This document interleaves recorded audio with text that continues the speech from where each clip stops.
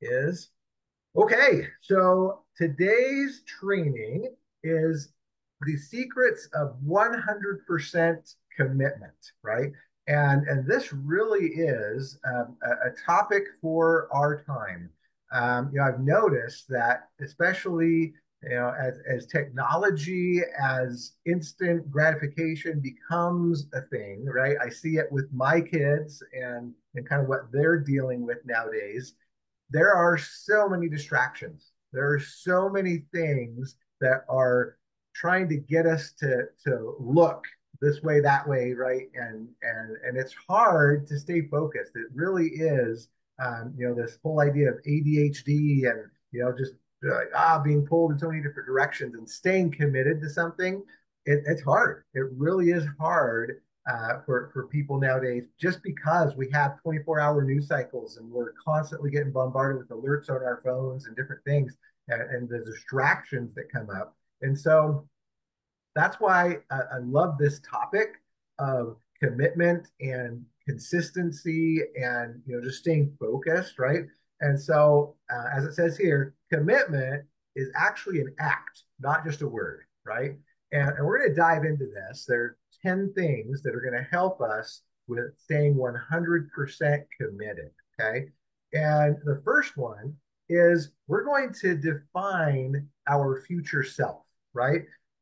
We're going to define not only who we are, but we're going to define our future, right? And I love this idea. It's a concept I was introduced to a few years ago about what is the me, right, of 5 years from now going to think about the me of today, right? Am I going to be disappointed or am I going to be happy? Right? Am I going to look back 5 years from now and say, the me from 2024, why did you do that? Or why didn't you do that? Or why were you wasting your time on that? So if we can define our future self, who are we going to be 3 years, even 1 year from today, then we can really understand that, oh, I don't want to disappoint my future self, right?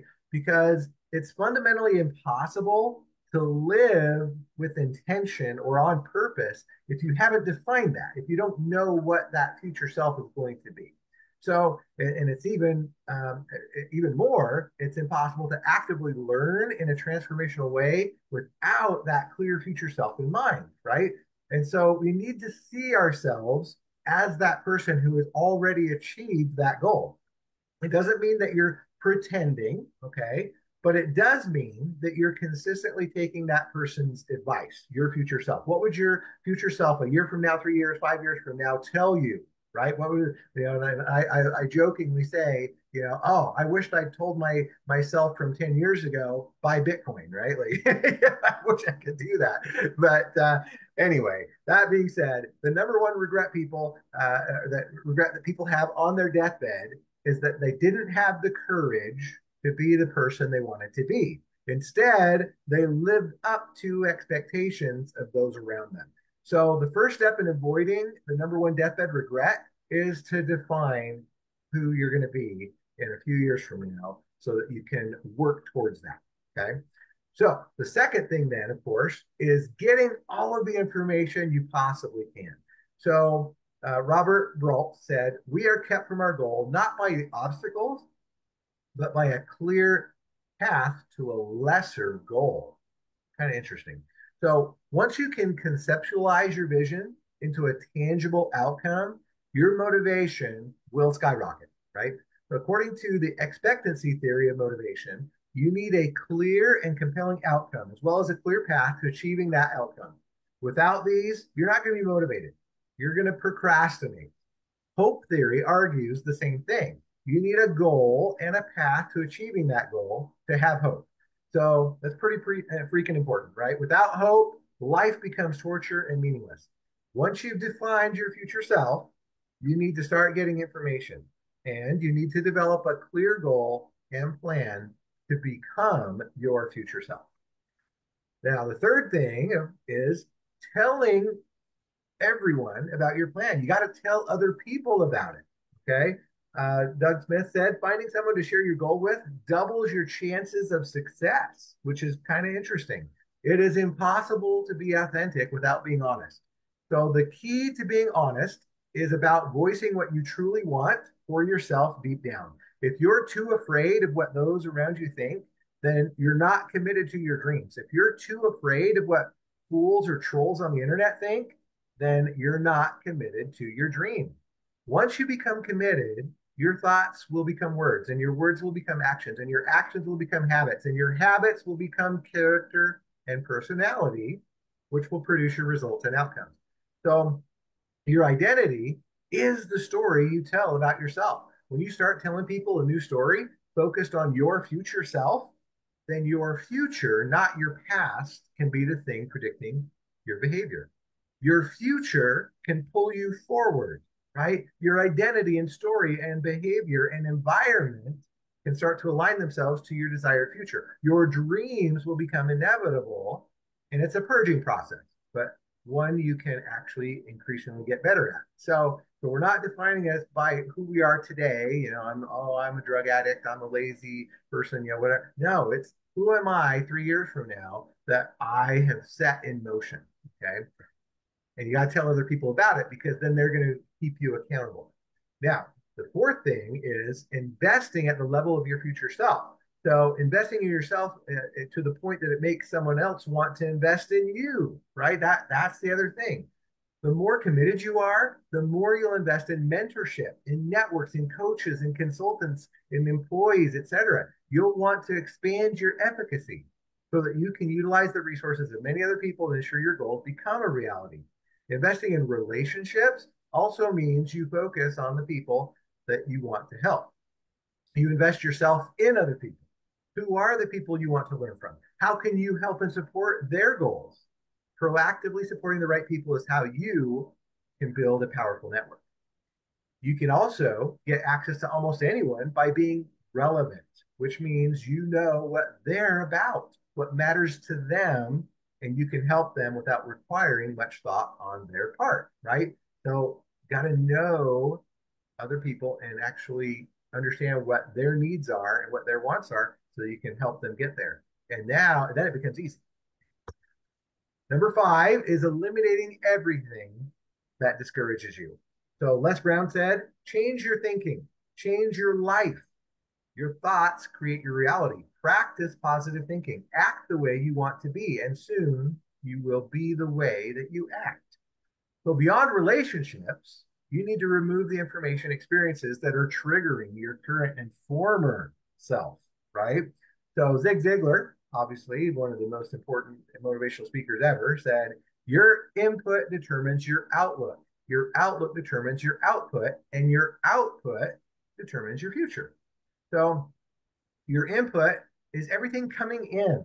Now that can be physical, right? The food you eat, but it's also the information you consume. So the environments that you're in. If you're committed to your dreams and your goals, you must change your input. You must become strategically ignorant of all the myriad of distractions on the internet and elsewhere. You need to train your environment to support your goals and future self. If you don't train your environment will train you.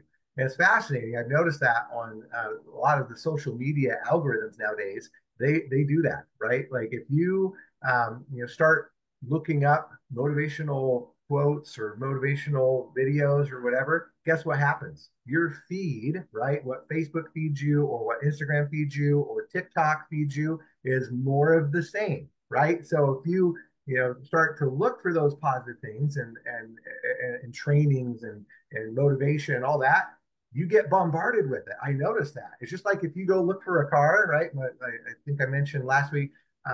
So my son, his car got, the engine got burned out, and we had to go find a new car. Well, oh my goodness, my feed this last week has been all about new cars, right? It's just funny how that happens, and you just get bombarded on Facebook or wherever with, hey, did you look here? Did you look there? These different, Carvana and CarMax and all these different used car places. They're trying to get me to buy cars now because I searched for used cars one time and now I'm getting bombarded with it. So that's what you can do is you can, start searching for those positive things and it will start to flood into you. You'll start seeing it and it just kind of feeds on itself, which is really cool. Number six is now about writing in your journal every morning about your future self. Sometimes, especially the younger generation, they have a hard time writing in your journal.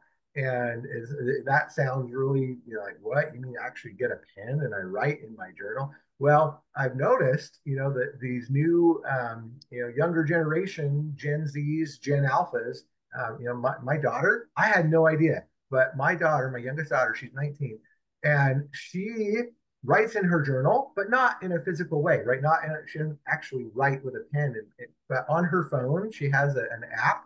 It's called WhatsPad or WhatsPad or something like that. Anyway, she writes every day, all kinds of things, right? And so I was surprised by it. I had no idea she was writing her journal. Yeah, because I was like, well, how, because I bought her a journal years ago and it was completely empty, right? Like zero, it's just sitting there on her shelf. I'm like, why don't you write in your journal? And she's like, I do.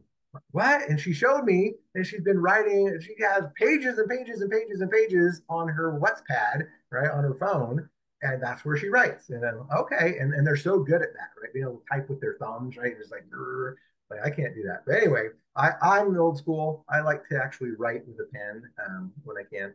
But Yeah, either way, right. that it's important to write down stuff. Every intentional action you make is a huge victory, right? So by living intentionally and consciously, you're upgrading your subconscious. So you're creating a new future for yourself, and you're choosing to learn from rather than repeat the past.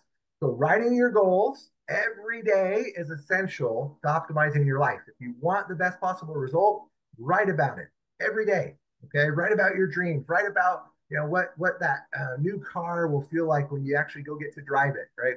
Write about what that trip to Europe is going to feel like when you actually go take it. Whatever it is. Okay. When you're struggling emotionally, write down your emotions. By giving them form, you actually will stop suffering and you'll be able to move forward. So if you write in your journal, which is completely essential, write in vivid detail about your dreams, about your goals. Commit in your journal that you're going to move forward. Report in your journal how you're doing. Be incredibly honest with yourself. At the same time, use your strategic writing to train your identity and mindset in the direction of your future self. As Jim Rohn taught, be a collector of good ideas. Keep a journal. If you hear a good idea, capture it, write it down. Don't trust your memory, right? So super important to write everything down because if not, it'll escape, right? It just will. Okay, number 7, define 1 to 3 actions that you can make daily towards your goal, right? Jim Collins said, if you have more than 3 priorities, you don't have any. Ooh, right? Let's focus, right? Let's narrow it down because anything that is important can easily be procrastinated and put off. The urgency of your life, your bills, your relationship, and your schedule can postpone what is most important. It is for this reason that you got to prioritize the important things. You got to do the important before the urgent. All right. So just get it out of the way. All the urgent stuff, just right. If you can, just get it first thing in the morning or whatever, but do the important things, not the urgent things, because urgent doesn't necessarily mean important, right? Remove the urgent stuff that's not producing a result. Do the 80-20 of your life. The Pareto principle suggests that 80% of the outputs come from just 20% of the inputs, and 80% of results come from 20% of activities. So the activities that produce big results and move your life forward are the important ones, not the urgent ones. When you're focused on your future self, you don't need a big to-do list. Instead, you need a focused and short list. Just 1 to 3 items every day. Count your wins and then make meaningful progress. And focus on the most important action, not just the easiest action, right? Hard to do sometimes, but if we can do that, we can prioritize and say, what are the 1, 2, or 3 most important things I'm going to do today? And just get those done. Because the other stuff, even though it seems maybe kind of urgent, it can be done later in the day or tomorrow. Okay. And this takes us to eating the frog, right? I think this one's kind of funny. Mark Twain, right? I love him. He said, eat a live frog first thing in the morning, and nothing worse will happen to you the rest of the day. Right? So, speaking of focusing on the most important action you need to do, you actually have to do the most important things first, ideally before 8 a.m., right? If you can. The sooner you knock it out in the morning, the better you'll feel about the rest of your day. So if you eat that frog every morning, you will live your dreams. Okay. There's no question about it. Don't mistake activity with progress. Eating the frog means you've done the right thing to move forward. It's not doing something just because you enjoy doing it. If you're committed to your dreams, make progress on them before you do anything else. Even if that means you have to get up early. Even if you make that progress towards your important dreams, you'll be a better person throughout the rest of the day. All the other things will just be easier to do. And you'll be happier in your relationships. You'll have more energy. You'll be more congruent. You'll be hopeful and you'll be happy. You'll energize others in a powerful way. You'll get out of your head with feelings of regret. Thus, you'll be more present. So eat that frog, guys. Okay, number 9 is now reporting your progress daily to your accountability partner, right? So we talked about sharing. You got to share your goals and dreams with other people. So now it's about having accountability also. And it's crucial. Most people avoid accountability, which becomes most people are not committed to their dreams, right? Instead, they're committed to their excuses. Accountability doesn't need to be difficult or complicated. On the contrary, it needs to be simple in order to be motivating. So simplicity is the key. I enjoy a 1 minute daily accountability, right? Where I send a text message to my accountability partner at the beginning of the day. And that text has 3 bullets. It's my big 3 for the day, right? My big 3 are the 3 important things I want to do, that I want to accomplish on that day. At the end of the day, you can see a simple text reporting of how it went, right? 0 out of 3, 1 out of 3, 2 out of 3, or 3 out of 3. So the picture you see here turns accountability into a single text message every evening. And you report how you did on your big 3, and you list your big 3 for the next day.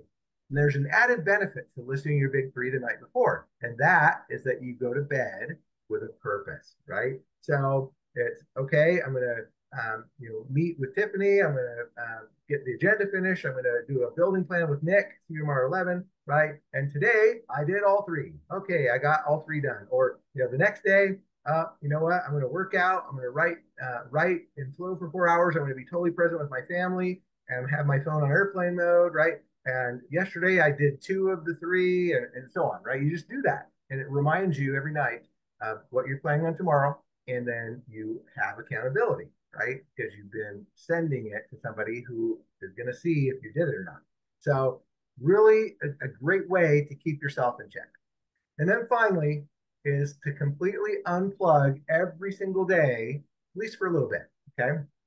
So Dan Sullivan said, wherever you are, make sure you're there. So last but not least, unplug for large intervals throughout the day. There's a lot of research on psychological detachment from work. True psychological detachment occurs when you completely refrain from work-related activities and thoughts during non-work time. Put simply, by taking time off and actively recovering, you're going to have a better mind. You'll be more connected as a person. You'll be able to get into flow much easier next time you work. You'll be rested and aligned. And through that process, your brain will solve all kinds of problems for you while you're focused on other areas of your life. Creativity is a skill that you can develop, and as is clarity and insight. So you'll get much more when you take time to rest and recover. You need to fully unplug and be actively engaged in other areas of your life sometimes, right? Whether that's taking a moment to be in prayer or meditation or whatever it is, make sure that you take some time to completely unplug and just think and take time to yourself every single day. And then your subconscious will take care of the rest, and you'll get inspiration and all of that.